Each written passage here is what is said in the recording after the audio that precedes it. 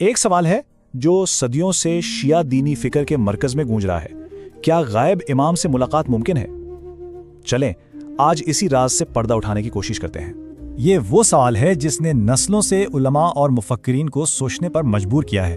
تو اصل سوال یہ ہے کہ کیا امام زمانہ سے ان کے ظہور سے پہلے ملا جا سکتا ہے؟ دیکھیں، یہ کوئی آج کا سوال نہیں ہے، بلکہ ایک ایسی دینی بحث ہے جس کی جڑیں تاریخ میں بہت گہری ہیں۔ اچھا، تو اس پوری بحث کو سمجھنے کے لیے ہمیں وقت میں تھوڑا پیچھے جانا پڑے گا، سیدھا 9ویں صدی عیسوی میں، جہاں سے یہ ساری کہانی شروع ہوتی ہے۔ تو ہماری یہ جو تلاش ہے اس کا آغاز ہوتا ہے غیبت صغریٰ کا دور سے، اور یہی وہ دور ہے جس میں اس سوال کے جواب کی کنجی چھپی ہے۔ تو غیبت صغریٰ کا جو دور تھا وہ تقریباً 70 سال کا تھا۔ اس پورے عرصے میں امام نے اپنے ماننے والوں سے براہ راست کوئی رابطہ نہیں کیا، بلکہ ان کے 4 بہت خاص، بہت معتبر نائب تھے جن کے ذریعے وہ پیغامات بھیجتے تھے، اور یہی وہ واحد ذریعہ تھا جس سے امت کی رہنمائی کی جا رہی تھی۔ اور پھر غیبت صغریٰ کا یہ دور اپنے اختتام کو پہنچا، اور اس کا اختتام ہوا ایک ایسے پیغام پر جو آج بھی ہماری اس پوری بحث کا مرکزی نقطہ ہے۔ جی، ہم بات کر رہے ہیں امام کے اس آخری فیصلہ کن پیغام کی جس نے سب کچھ بدل دیا۔ اس پیغام کو توقیع کہتے ہیں۔ اب دیکھیں، یہ کوئی عام خط نہیں تھا۔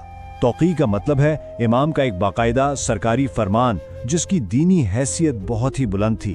تو علی بن محمد سمری جو آخری نائب تھے، ان کے نام اس آخری توقیع میں بہت واضح اور بظاہر ایک حتمی تنبیہ کی گئی تھی، اور اسی ایک جملے نے صدیوں کی بحث کو جنم دے دیا۔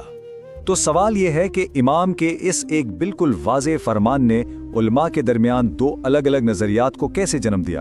یہ تھوڑا عجیب لگتا ہے نا؟ اچھا، تو اسی ایک فرمان کی بنیاد پر 2 مکتبہ فکر بن گئے۔ ایک گروہ جس میں النعمانی جیسے بڑے عالم شامل تھے، ان کا کہنا تھا کہ بھئی یہ خط تو بالکل صاف ہے اور کسی بھی ملاقات کو ناممکن قرار دیتا ہے۔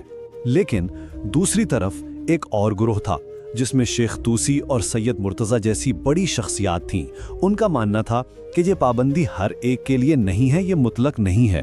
کیوں؟ کیونکہ تاریخ میں کئی متقی لوگوں کی ملاقاتوں کی روایات بھی تو موجود ہیں۔ تو سوال پھر وہی، یہ دونوں باتیں ایک ساتھ ٹھیک کیسے ہو سکتی ہیں؟ یہ تو ایک کھلا تضاد لگتا ہے نا؟ لیکن اس کا جواب اصل میں امام کے استعمال کیے گئے الفاظ کے گہرے تجزیے میں چھپا ہوا ہے۔ جی ہاں، اس ساری الجھن کا حل خود توقیع کے الفاظ کے اندر ہی موجود ہے۔ دیکھیں، امام کے اس فرمان میں 2 الفاظ بہت اہم ہیں۔ ایک ہے مشاہدہ، یعنی کسی کو دیکھنا، اور دوسرا ہے ادعا، یعنی دعویٰ کرنا۔ اب اگر آپ غور کریں تو خط میں دیکھنے سے منع نہیں کیا گیا، بلکہ دیکھنے کا دعویٰ کرنے والے کو جھوٹا کہا گیا ہے۔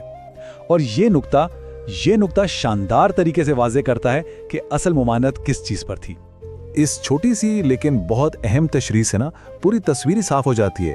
امام کا مقصد غیبت کبریٰ کے شروع ہوتے ہی نیابت کے جھوٹے دعوے داروں کا راستہ بند کرنا تھا۔ وہ نہیں چاہتے تھے کہ کوئی اٹھ کے یہ کہے کہ میں امام کا نمائندہ ہوں کیونکہ میں ان سے ملکا ہوں۔ تو مطلب یہ ہوا کہ ملاقات خود ممکن ہے، لیکن اس کا عوامی دعویٰ کرنا وہ منع ہے۔ لیکن چلیں ایک لمحے کے لیے اس جسمانی ملاقات کی بحث سے ہٹ کر دیکھتے ہیں، کیونکہ یہاں ایک زیادہ گہرا اور ایسا تصور بھی ہے جس پر سب متفق ہیں، اور وہ ہے روحانی تعلق کا۔ اس کا سب سے خوبصورت ثبوت امام کا وہ خط ہے جو انہوں نے عالم دین شیخ مفید کو لکھا تھا۔ اس میں امام فرماتے ہیں، ہم تمہارے معاملات سے غافل نہیں ہیں اور نہ ہی ہم نے تمہیں بھلایا ہے۔ یہ ایک بہت ہی طاقتور اور تسلی بخش پیغام ہے۔ یہ ظاہر کرتا ہے کہ جسمانی طور پر ملنے سے کہیں زیادہ اہم ان کا روحانی طور پر ہمارے ساتھ موجود ہونا ہے۔ اور آخر میں وہ نقطہ جس پر دونوں طرف کے تمام علماء بالکل متفق ہیں، وہ یہ ہے کہ اصل ہدف، اصل مقصد ایک روحانی تعلق قائم کرنا ہے۔ تقویٰ، دعا اور امام سے آگاہی کے ذریعے یہ رابطہ ہمیشہ ممکن ہے، اور اسی کی حوصلہ افزائی کی گئی ہے۔ اور یہ ہمیں ایک آخری بہت اہم سوال پر چھوڑ جاتا ہے۔ چلے مان لیا کہ جسمانی ملاقات پر بحث اپنی جگہ موجود ہے، لیکن یہ جاننا کہ ایک روحانی رشتہ یقینی طور پر ممکن ہے، آج کے دور میں ایمان رکھنے والوں کے لیے کیا معنی رکھتا ہے؟ شاید اصل نقطہ دیکھنے میں نہیں ہے، بلکہ ہر لمحہ امام کی موجودگی کو محسوس کرنے میں ہے۔